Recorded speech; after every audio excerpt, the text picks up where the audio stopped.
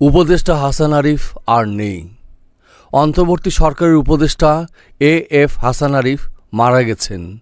ইন্না লিল্লাহি ওয়া ইন্না ইলাইহি রাজিউন।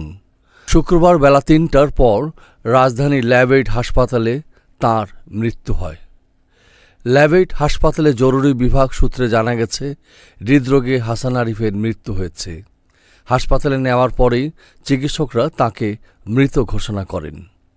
ভূমি মন্ত্রণালয়ে হাসান আরিফের একান্ত সচিবের দায়িত্বে থাকা মোহাম্মদ নাসির উদ্দিন বলেন, ল্যাবএইড হাসপাতালে বেলা ৩টা ১০ হাসান আরিফ মৃত্যুবরণ করেন।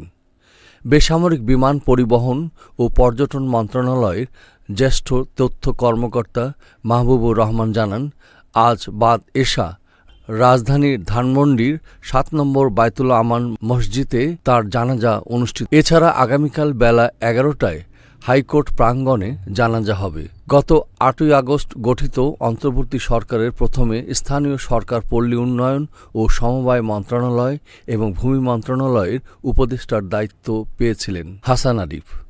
পরে তাকে ভূমি এবং বেসামরিক বিমান চলাচল ও পরিবহন পর্যটন মন্ত্রণালয়ে দায়িত্ব দেয়া হয়। হাসান আরিফ সুপ্রিম কোর্টের জ্যেষ্ঠ আইনজীবী। তিনি ১৯৭০ সাল থেকে আইন পেশার সঙ্গে জড়িত আছেন। তিনি ২০০১ সালের অক্টোবর থেকে ২০০৫ সালের এপ্রিল পর্যন্ত অ্যাটর্নি জেনারেল হিসাবে দায়িত্ব পালন করেন। ২০০৮ থেকে ২০০৯ সালের জানুয়ারি পর্যন্ত তিনি তত্ত্বাবধায়ক সরকারের আইন উপদেষ্টা ছিলেন। হাসান আরিফ তার কর্মজীবন শুরু করেন ১৯৬৭ সালে ভারতের পশ্চিম বাংলার কলকাতা হাইকোর্ট থেকে।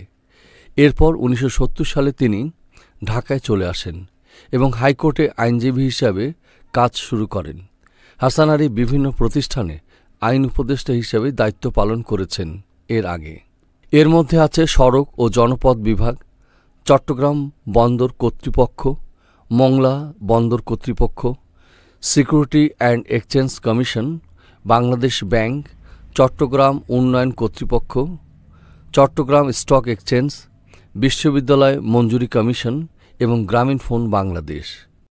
বর্তমানে তিনি অন্তর্বর্তী সরকারের বেসামরিক বিমান পরিবহন ও পর্যটন মন্ত্রণালয়ের দায়িত্বরত ছিলেন। একই সাথে তিনি ঢাকেশ্বরী জাতীয় মন্দির কমপ্লেক্সের উপদেষ্টার দায়িত্ব পালন করেছেন। এস আহমেদ রাজ, ডেস্ক রিপোর্ট, এই সময় টিভি, ঢাকা।